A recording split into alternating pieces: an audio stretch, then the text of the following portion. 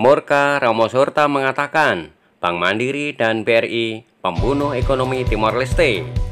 Dikutip dari Zona Jakarta, edisi 22 September 2020.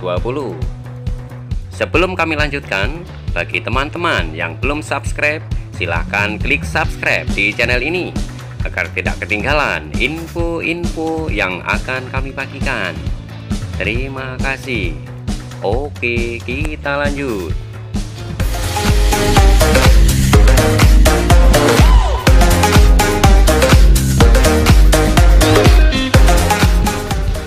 Zonajakarta.com.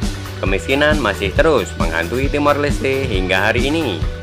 Sejak merdeka dari Indonesia 2 dekade lalu, Timor Leste kini berada pada urutan ke-152 dari 162 negara termiskin di dunia.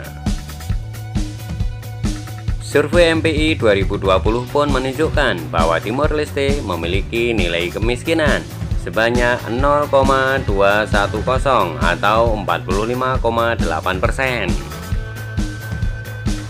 Berdasarkan survei tahunan pada 2019, terdapat 559.000 orang yang berada di bawah kemiskinan atau 45,7%.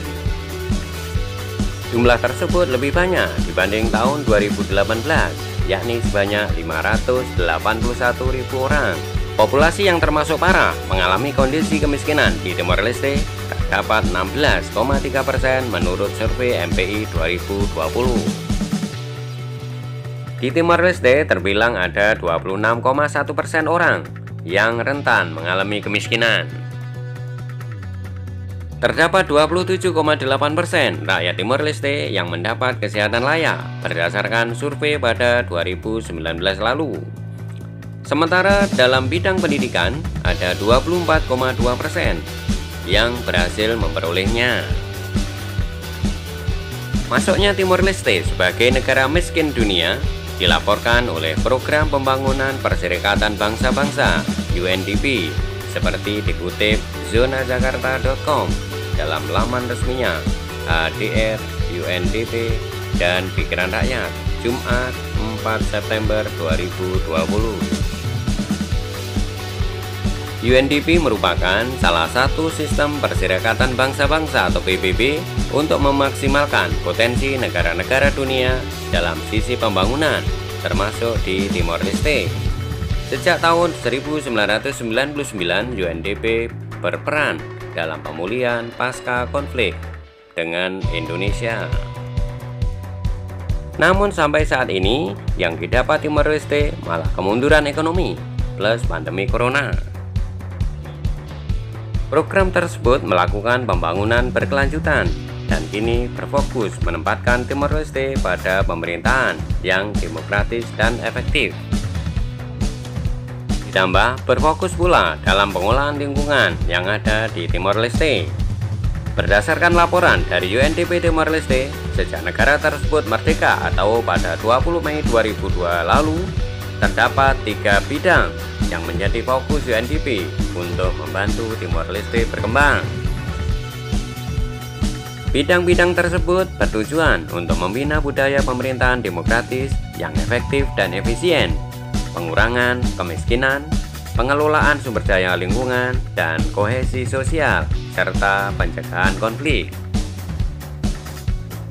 Kondisi perekonomian yang mencekik ini diperparah dengan adanya pandemi corona yang menerjang seluruh dunia, termasuk Timor Leste. Akibatnya, banyak warga yang kehilangan pekerjaan dan tak mampu membayar kredit perbankan. Untuk itu, mantan Presiden Timor Leste, Ramos-Horta, meluapkan murkanya pada Bengko Center Timor Leste atau BCTL atau Bank Sentral Timor Leste. Ini seperti dikutip Zonajakarta.com dari The Ocasi Post.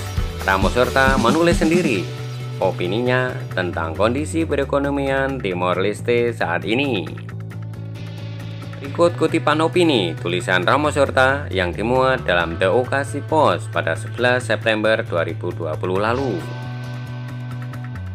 Sungguh mengherankan bagaimana pemerintah dan Bank Sentral bungkam terhadap bunga-bunga kejam yang dibebankan oleh cabang-cabang bank asing, yakni BNU atau CGS, Mandiri, BRI, dan ANZ Bank, yang rata-rata mencapai 16% atau lebih.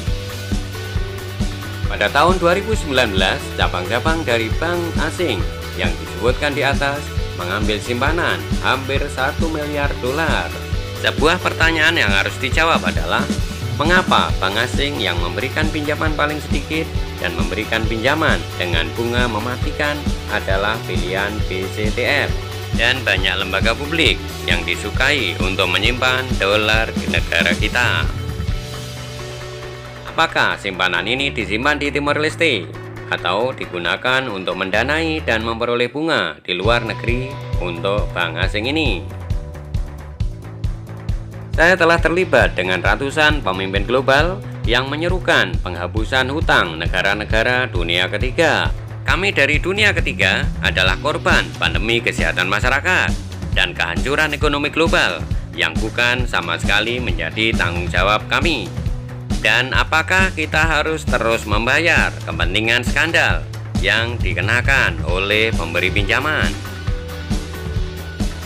Tetapi di negara saya sendiri, para pemimpin nasional belum mengatakan sepatah kata pun tentang suku bunga tinggi yang memalukan, atau mengambil langkah-langkah untuk melibatkan pemberi pinjaman dalam dialog untuk negara, atau paling tidak menegosiasikan kembali hutang-hutang yang belum dibayar ini dengan bank, tulis Ramos Horta penuh emosi.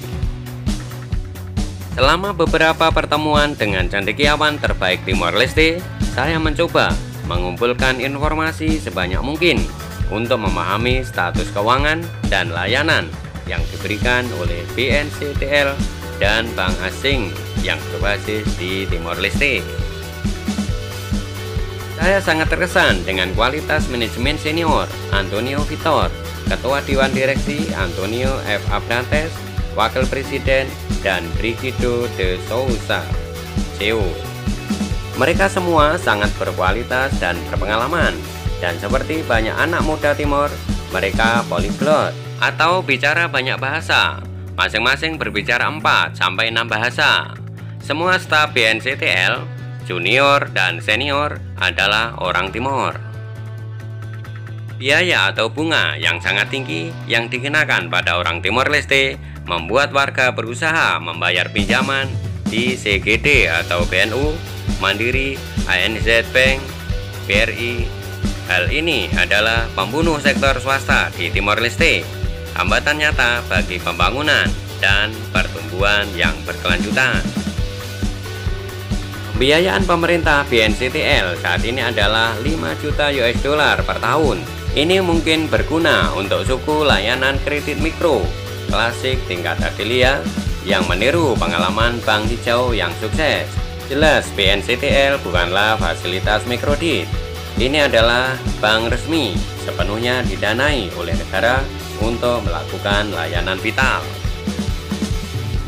Yang mengherankan adalah bagaimana pemerintah dan Bank Sentral bungkam terhadap bunga kejam yang diberikan oleh cabang lokal bank asing, yaitu BNU atau CGS, Mandiri, BRI, dan ANZ Bank yang mencapai 16% bunga atau lebih.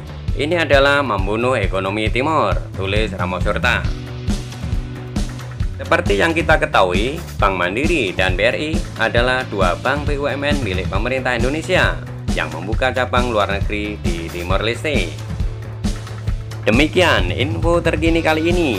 Sekali lagi kami ingatkan, bagi teman-teman yang belum subscribe, silahkan klik subscribe di channel ini agar tidak ketinggalan info-info terbaru yang akan kami bagikan melalui channel ini. Terima kasih.